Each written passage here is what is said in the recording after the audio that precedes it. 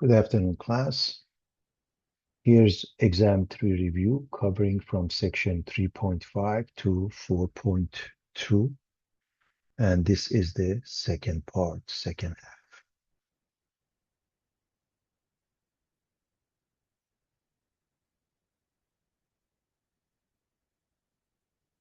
Example 10, find the absolute max and minimum value of f on the given interval where f of x is x squared minus 1 quantity cubed in the closed interval of -1 to 2. Bear in mind, the moment you see a closed interval, then there's a possibility of using the closed interval theorem, which indicates extreme value or closed interval theorem. If f is continuous over a closed interval of a to b, then f has a maximum and minimum value over that interval. And here's the method. We're going to get to the method in a moment. But first, you have to discuss the domain and therefore continuity of the function. Recall, all functions are continuous in their entire domain. Meaning any type of a function, if you can come up with the domain, that is where the function is continuous. For example, polynomial functions are in the form of f of x equals a sub n, x to the power of n, plus a sub n minus 1, x to the power of n minus 1, all the way to a sub 0. This is the leading term, degree n, this is the constant, where each a sub I is real, a sub n can't be 0, and n is a whole number, meaning 0, 1, 2, 3 to infinity. And the domain for any polynomial is all real numbers from negative to positive infinity.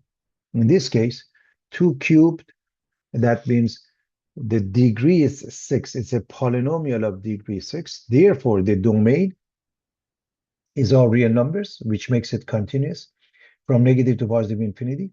And therefore, is continuous in the given interval of -1 to 2. So we can move on with the extreme value theorem, starting with critical points, f prime of x. So how do we differentiate? We are going to use the extended power rule. 3 times x squared minus 1 squared times the derivative of the inside 2x.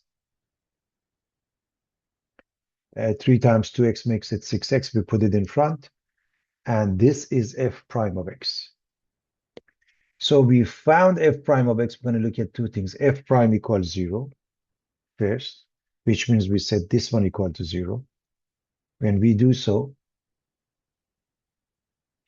either x is 0 or x squared minus 1 is 0. That means x squared is 1. That means x is plus minus 1. So we have three answers, plus minus 1 as well as 0. F prime does not exist, does not produce any solution. This is phi, a Greek letter representing an empty set. There is no solution. Why not? Because f prime, it's a polynomial of degree 5. This one, 2 squared makes it 4, plus 1, degree 5. So f prime doesn't exist, doesn't produce any solution. There are three, and all of them are in the interval. -1 is one of the endpoints. The other two are in the interval of -1 to 2. Therefore, the original function must be evaluated at the endpoints as well as the critical points 0 and 1. So we write the function f of x equals x squared minus 1 cubed. We plug in -1. When we plug in -1, we get +1 minus 1, 0, 0 cubed is 0.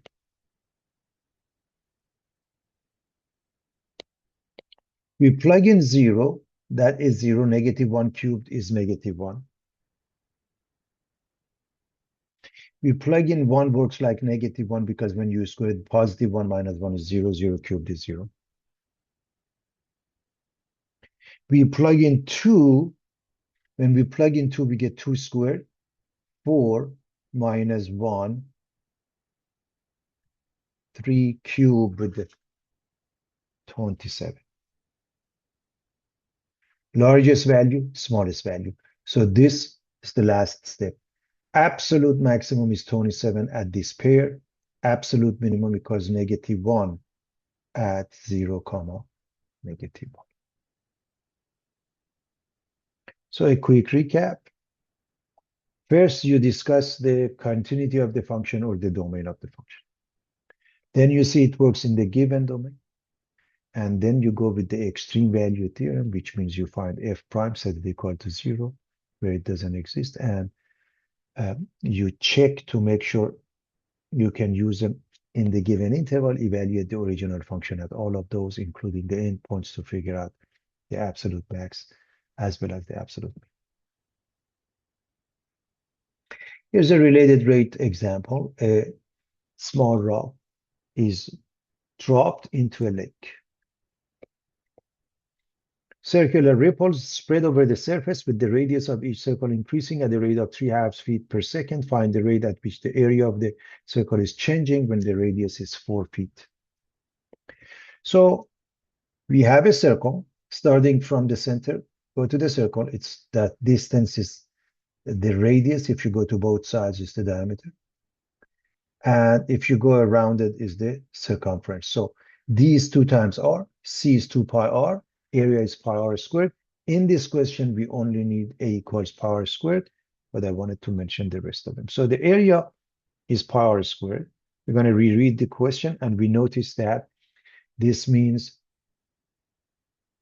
the radius is increasing. dr dt is 3/2 feet per second. The rate at which the area is changing, dA dt, is of interest to us at a precise moment where r, the radius, is 4 feet. This is translation of the question into mathematical symbols. So a equals pi r squared. We are going to differentiate or find the a dt.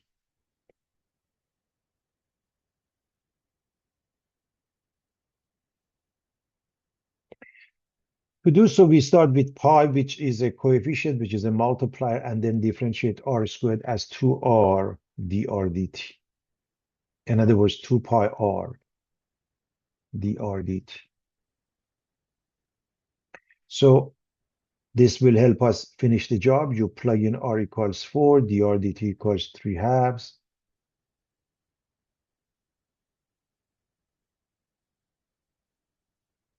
We get 12 pi units of area over units of time, square feet per second. This is the exact answer. You must always write the exact answer in your work. And then if they ask for approximation, pay attention to however many decimals they ask you.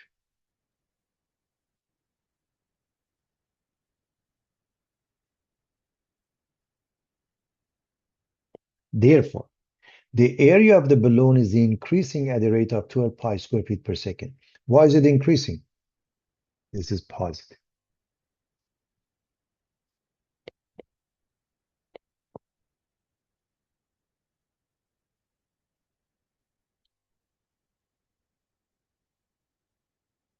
A spherical balloon is deflating, losing 8 cubic centimeters of air per minute.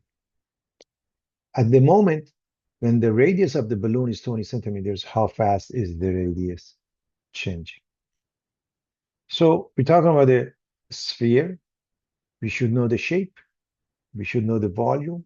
Here's the shape. The volume is 4/3 pi r cubed. This is the rate at which it loses air. Therefore, it's dV dt minus 8 because it's losing cubic centimeters per minute. How fast the radius changing? We want dr dt at what point? When the radius r is 20 centimeters.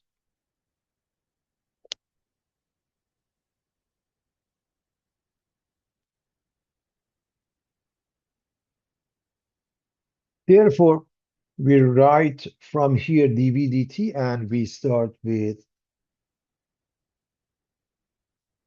4/3 pi as a multiplier or coefficient. And we're going to differentiate r cubed into 3r squared dr dt.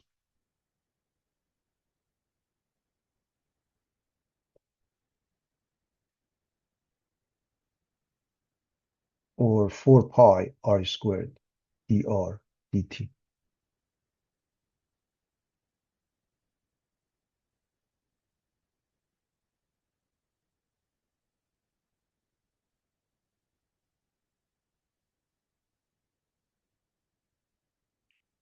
dv dt is given, -8, 4 pi.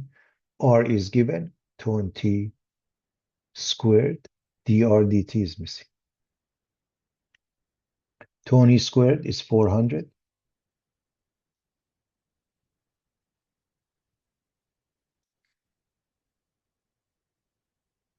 So it's 1600 pi dr dt.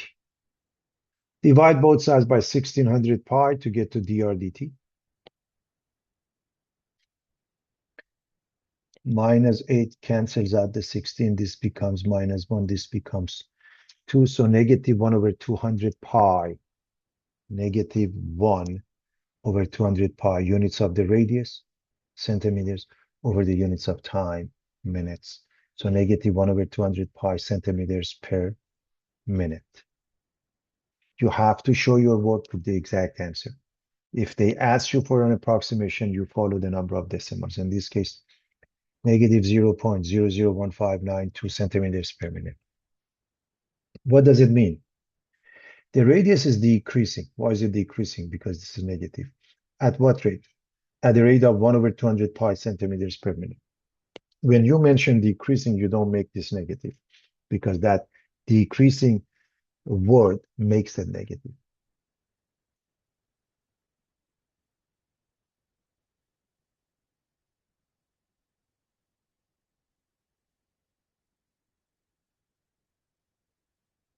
Graph f of x equals -x cubed plus x squared plus x. So what are the steps in graphing? Steps to curve sketching. In addition to algebra / pre-calculus steps, find relative max and mean where the function increases and decreases, set f prime equal to 0 and solve for x and make a sine graph. Find inflection points, f double prime equals 0 and solving for x and make a sine graph and put them all together and sketch the graph. So what I want to do, I want to quickly graph this using prior knowledge of mathematics, and then we'll take it from there. To do so, I'm going to find the intercepts by setting this equal to 0. To do that, first I'm going to take out a common factor of -x. That results in x squared minus x minus 1. And so I want to set this equal to 0. F of x is 0. That means either x is 0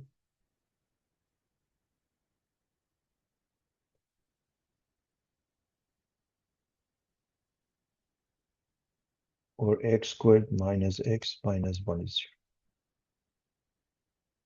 This one cannot be factored. So we are going to use the quadratic formula, x is minus b plus minus a squared of b squared minus 4ac over 2a, where a is 1, b is -1, c is -1. So we put it in here, minus -1 plus minus the squared of -1 quantity squared minus 4 times a, which is 1 times c, which is -1. This becomes +1. This becomes +1. This becomes +4. So 1 plus minus the square root of +1 and +4 is 5 over 2. What does it mean? Well, 0 here means the pair 0, 0. And this means that two pairs, 1 plus square root of 5 over 2 comma 0 and 1 minus square root of 5 over 2 comma 0. So we have 3 x-intercept. The first one is also the y-intercept. We also have -x cubed as the leading term, and that gives rise to the end behavior. The end behavior for this one means this, the second and the fourth quadrant. So we are going to start graphing. 0, 0 is here.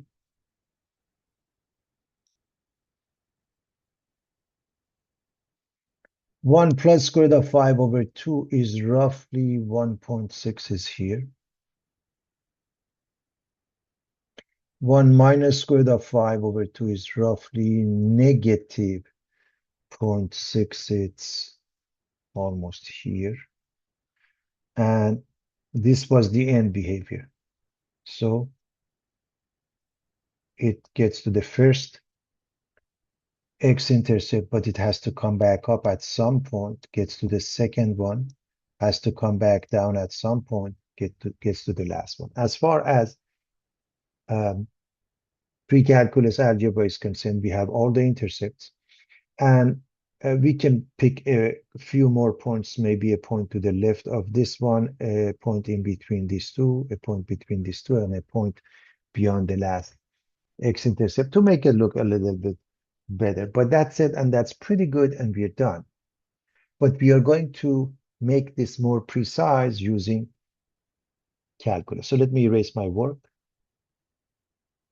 So having said that, we are going to start with f prime of x. So we go back to original function and we differentiate, we get minus 3x squared plus 2x plus 1. And because we want to set this equal to 0, I'm going to factor the negative sign out. I get positive 3x squared minus 2x minus 1. And the reason I did that, so it becomes easy to factor. So we keep the negative. And 3 is a prime number. It's just the product of 1 and 3. That's why we have 1x or simply x and 3x. Negative 1 is easy. You have no choice but to choose one of them to be positive, one of them to be negative 1. No matter where you put it, the first term and the last term will work.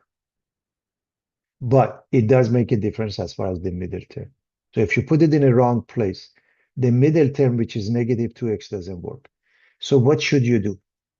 Just check. Right now, we put negative 1 here, positive 1 here. Let's see if it works. What is this? Their product is negative 3x. What about this one? X. Do they add up to the middle term negative 2x? Yes. That's how you check your work. Okay. And it's fairly easy to do that. So when you set this equal to 0, you get two answers. X is 1, x is negative 1/3. So what is the first derivative test? Sine graph. You have a number line from negative to positive infinity. You put x here, f prime here, and you put these numbers in order from smallest to largest. At x equals minus 1/3, f prime is 0. At x equals 1, f prime is 0.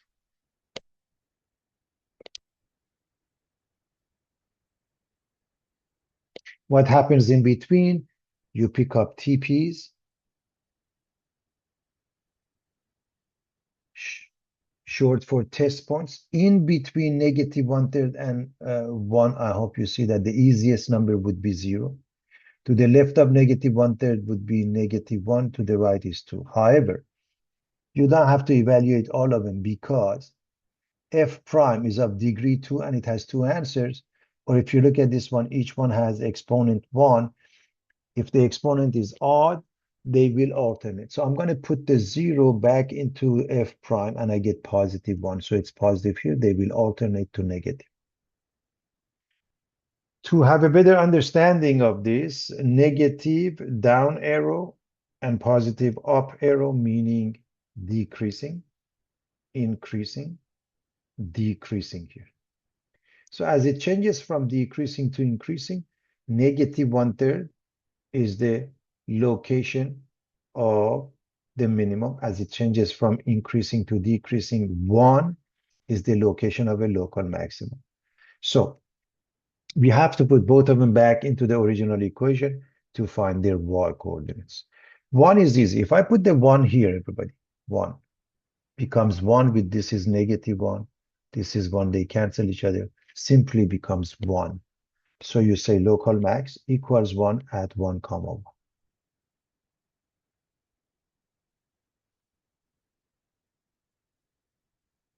What about negative 1/3? Let's plug it in. So f of negative 1/3 is minus negative 1/3 cubed plus negative 1/3 squared plus negative 1/3, or simply minus 1/3. Negative 1/3 cubed is negative 1 over 27. This makes it positive. Plus, this is being squared, so it's positive 1 over 9 minus 1/3.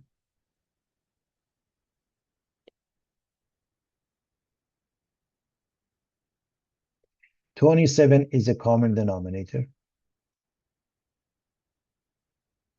This changes to 3. This changes to 9. So 1 plus 3 is 4, minus 9 is minus 5 over 27.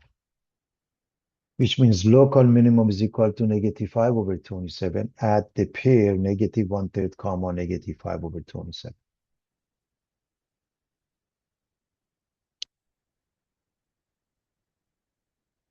So negative means decreasing, positive means increasing. So it's increasing from negative 1/3 to 1. It's decreasing from negative infinity to negative 1/3 union 1 to infinity. So the first derivative test gives us a lot of information. To continue, I'm going to write what I found here in the next page, which means here's the function, here's its f prime, here's the derivatives, maximum, minimum, increasing, decreasing. This is the information we found in the previous page. So what do we want to do? We want to go with the next step, which is f double prime. And f double prime, well, when we look at this one, is minus 6x plus 2. And when we set this equal to 0, x becomes 1/3. So we need a sign graph from negative to positive infinity. So x goes from negative to positive infinity. This is f double prime. At x equals 1/3, f double prime is 0. Now all we have to do is figure out the sign. To the left of 1/3, the easiest point would be 0, and to the right would be 1. You don't need both of them because this is degree 1 and 1 solution, so they will alternate. So if you plug in 0, you get positive 2. That means positive alternates negative. Positive means what?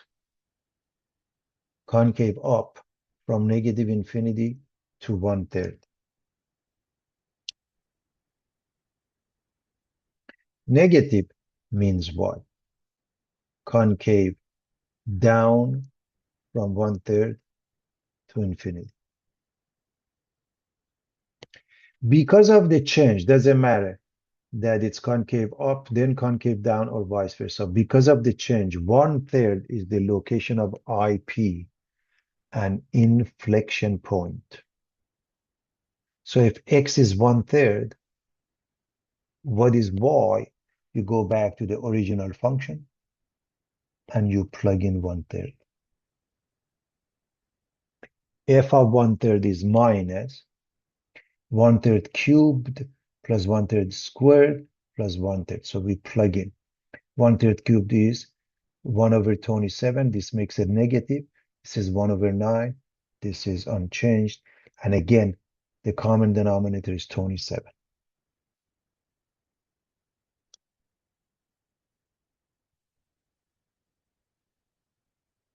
Becomes 3. 27. This is 9. 3 plus 9, 12 minus 1 is 11. 11 over 27. The inflection point is at 1/3 comma 11 over 27. We are ready to graph, so let's write the synopsis of everything.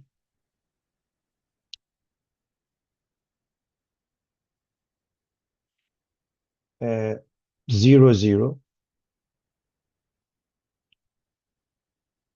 1 minus square root of 5 over 2, we're going to go with roughly negative 0.62. So roughly here.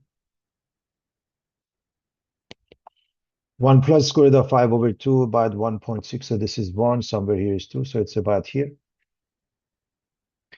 The maximum 1, 1, 1 to the right, 1 up, it's here. And because it's a maximum, we put double arrow, meaning it can't cross that when we get there. IP, the inflection, 1/3 comma 11 over 27. We go with the decimal representation for the sake of the graph. So let's say 0.3 to the right, 0.4 up. So 0.3, 0.4 up, something like that. This one, again, we are the minimum. Okay. We're going to do the same thing. We're going to go with the decimal representation. Almost minus 0.3, minus 0.2, roughly there. And as I mentioned, when we look at the original function, minus x cubed gives you the end behavior, which puts us in the second and fourth quadrant. And of course, because this is a minimum, let's draw a double arrow as well. That means it can't cross it. Here's the graph. Notice decreasing, increasing, decreasing. Local mean, local max. The function is concave up, concave down here. This is the point of inflection. So everything can be seen right here. A 20-foot ladder leans against a building. The base of the ladder slips away at the rate of 2 feet per minute. Find the rate of change of the height of the ladder when the base is 12 feet from the building. Number one, this is an application problem, related rates. It cannot be done without the setting. You have to draw the setting. You have to define your variables. If the setting and the drawing is not there, it's 100% wrong. So here's the wall or the building. Here's the base.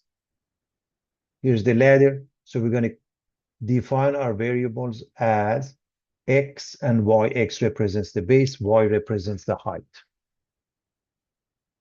Now, this is obviously a right triangle.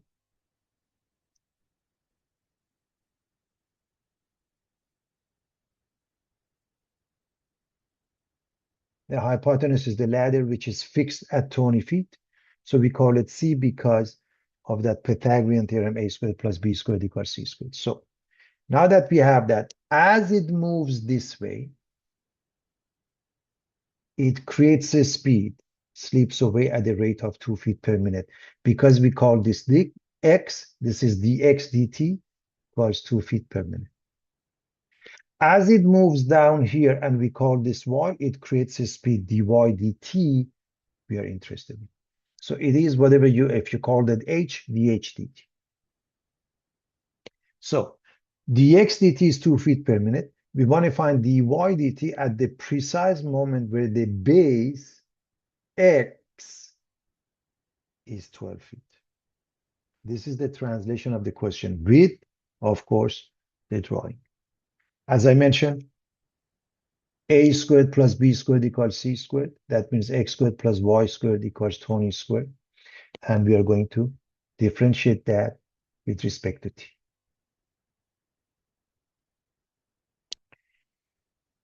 Two x dx dt plus 2y dy dt. This is the number, any number. It happened to be 400, but any number, the result is 0.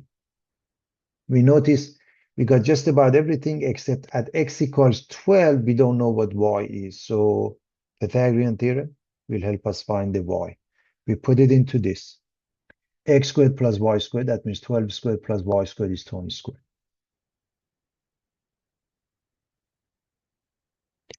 12 squared, 144. 20 squared, 400.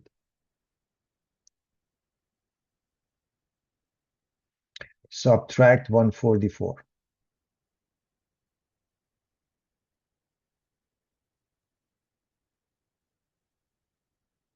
256. The square root is positive and negative 16, and we only go with positive 16 because it represents a side. Now we got everything. We plug in. We get 2 times 2f times 2 plus 2 times 16 dy dt equals to 0. This is 48. This is 32.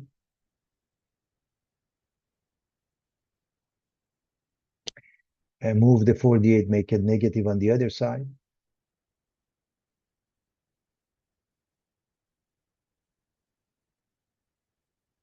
Divide both sides by 32. They are both divisible by 16. We get negative 3 halves units of y over units of t. That means negative 3 halves feet per minute. Bear in mind, x, the base is increasing, the x dt is positive. Y, the height is decreasing, dy dt must be negative. Therefore, the height of the ladder is decreasing at a rate of 3 halves feet per minute. Decreasing because negative, and you don't put a negative sign here.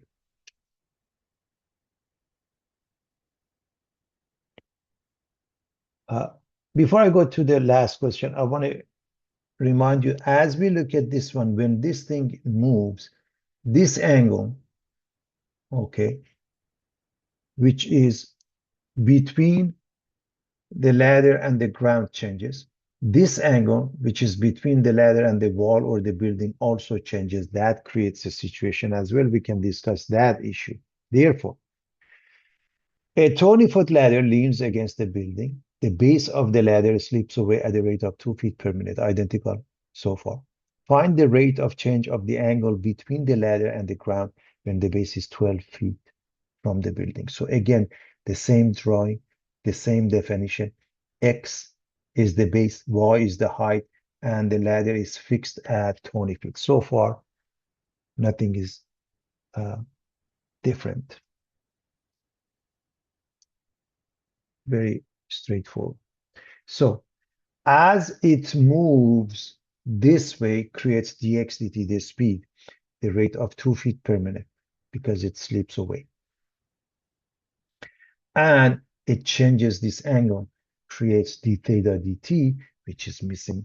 We need to find out. So we're going to write dx dt is 2 feet per minute. D theta dt is missing at a precise moment when the base x is 12 feet. So that is the translation of the question. And it cannot be done without this drawing defining the variable. So in related rates, we relate quantities that we need that are unknown to quantities that are known. So what is known? X is known and dx dt. So we want to relate that to what we want, d theta dt and theta. And therefore, I'm going to write both of them. I'm going to remind you that when we look at theta, as far as trigonometry is concerned, sine is the opposite over the hypotenuse, y over 20. Cosine is the adjacent over the hypotenuse, okay, x over 20. So cosine theta is adjacent over hypotenuse, as I mentioned, x over 20. And the sine theta, which is opposite over hypotenuse of y over 20. Now, you can use any of it. However, we do have the value of x. We are not given the value of y, granted we found it in the previous example. But you want to stick with the one that you already know that you're already given, because what if we made a mistake with the calculation of y? Always work with what you have. So we are going to work on this. Cosine theta. What is the derivative of cosine? Negative sign. Negative sign of what? The same thing, theta. And then times what? D theta dt by the chain rule. Why is that? Because t is the independent variable. On the right side, just to make sure we can see that, it's 1 over 20 times x. So it's 1 over 20 times dx dt.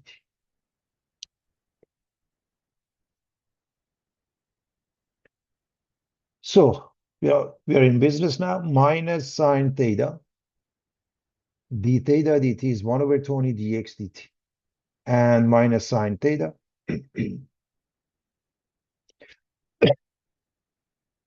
is minus y over 20.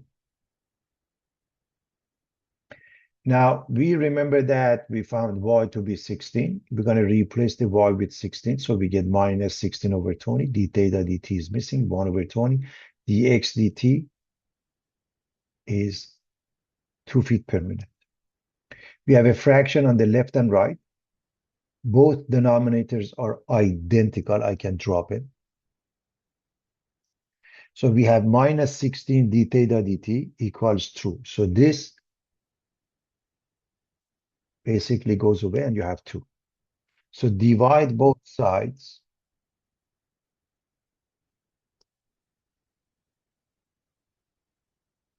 by negative 16. We get d theta dt is negative 1 over 8 units of theta over units of time. So negative 1 over 8 radians per minute. Units of theta, units of angle in calculus is always in radians unless otherwise mentioned. Therefore, it means the angle between the ladder and the ground is decreasing. Why is it decreasing? Because this is negative. At what rate? 1 over 8 radians per minute.